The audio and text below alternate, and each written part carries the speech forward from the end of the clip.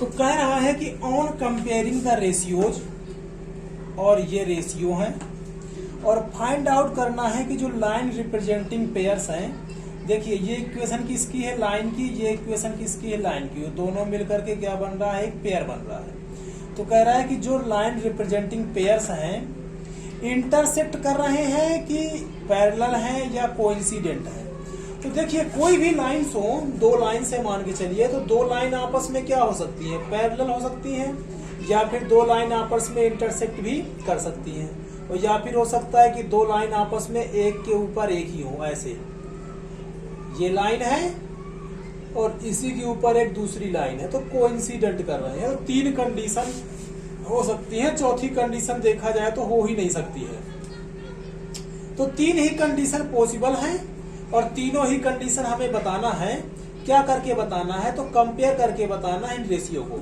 हो सकता है आपके एग्जाम में कुछ ऐसा ना आए, सीधे सीधे वो पेयर दे दे आपके पास और सीधे सीधे आपसे ये पूछ ले, और ये ऊपर जो हिंट दी हुई है इसको ना दे। ठीक है, तो कैसे करते हैं इन क्वेश्चंस को, कैसे पता लगाते हैं कि ये दो लाइन पैरेलल होंगी, या ये दो लाइन इंटरसेक्टिंग होगी, या ये दो लाइन कोइंसिडेंट होगी, कैसे हम पता करेंगे। तो कैसे पता करते हैं उसके लिए देखिए, तो मान लेते हैं कि कोई इक्वेशन है लाइन की, उसका जनरल फॉर्म क्या होता है, तो जनरल फॉर्म कुछ इस तरह से होता है, ax by और c। अब दो दो हैं तो एक को मान लेते हैं 1 1 और दूसरे वाले को मान लेते हैं 2 2, कुछ इस तरह से। तो यदि इस इक्वेशन को इससे कंपेयर कराएंगे तो ये हो जाएगा आपका a1 b1 c1, ये हो जाएगा a2 b2 c2।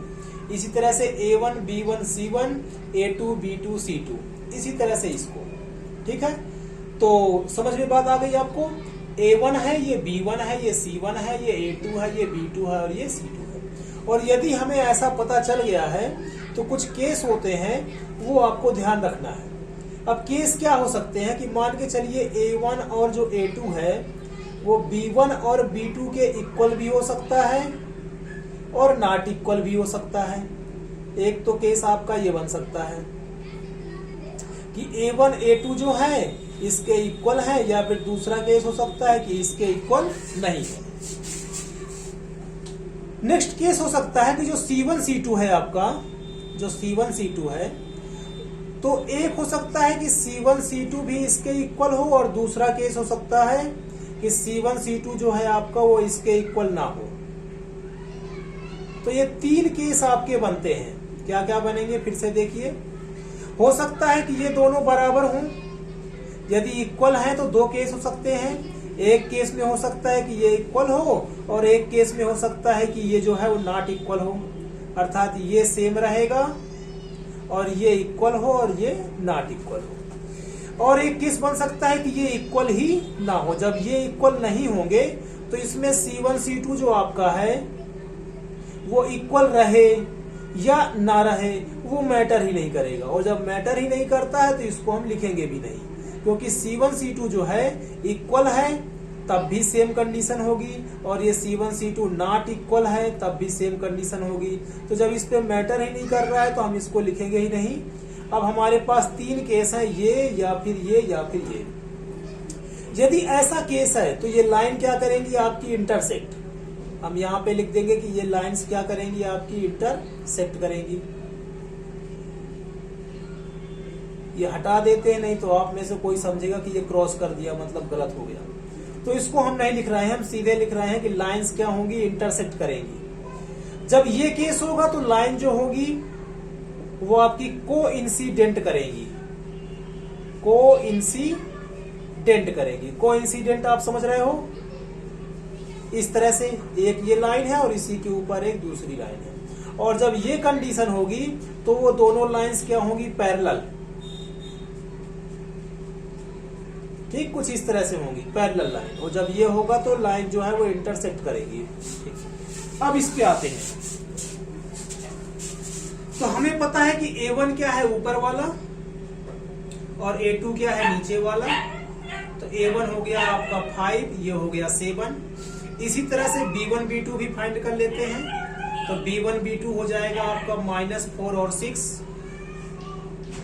और इसी तरह से C1 C2 भी फाइंड कर लेते हैं, तो ये हो जाएगा 8 और ये हो जाएगा -9। हमेशा ध्यान रखना साइन जरूर लिखने हैं, क्योंकि कभी कभी ऐसा हो जाता है कि 1/3 इसका भी आया, 1/3 इसका भी आया, लेकिन ये माइनस में आया और ये प्लस में आया, तो इनको हम नॉट इक्वल कहेंगे, इक्वल नहीं कहेंगे, इसलिए साइन के साथ ही हमेशा आपको रखना है। अब हमें साफ साफ दिखाई दे रहा है, जितना भी सिंपलेस्ट फॉर्म में लिख सकते हैं सिंपलेस्ट फॉर्म में भी आप लिख लीजिए। तो इसको 2 से कैंसिल किया तो ये आया, ये नहीं होगा, ये नहीं होगा, ठीक है। तो अब ये सिंपलेस्ट फॉर्म में है सारे, और सिंपलेस्ट फॉर्म में लाने के बाद अब हमें चेक करना है कि कौन सी कंडीशन फॉलो कर रही है। तो देख सकते हैं कि ये जो आंसर है A1 A2 का वो B1 B2 के इक्वल नहीं है, तो हम लिख सकते हैं कि सिंस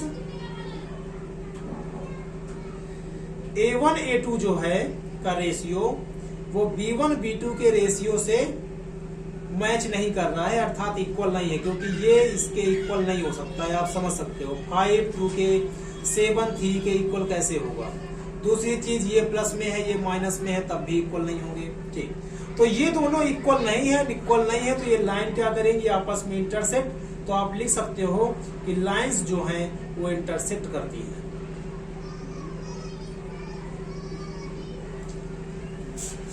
सेकंड केस पे आते हैं। सेकंड केस पे क्या है, तो सेकंड केस पे जो A1 A2 आया है आपका वो है 9/18, जिसको आप कैंसिल करोगे तो आ जाएगा 9 1 जा 9 और 9 2 जा 18। इसी तरह से आप B1 B2 फाइंड करेंगे तो ये आ जाएगा आपका 3/6, इनको कैंसिल करेंगे तो 3 1 जा 3 और 3 2 जा 6।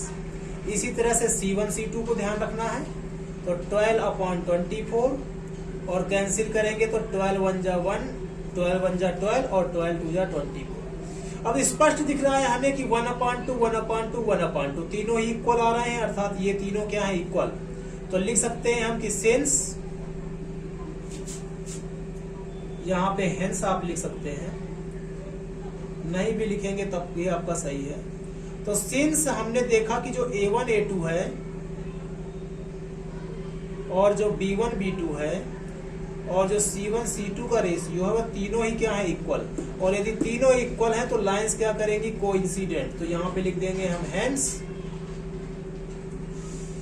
लाइंस जो हैं वो कोइंसिडेंट कर रही हैं। इसी तरह से यदि हम थर्ड केस की बात करें तो थर्ड केस में क्या आएगा,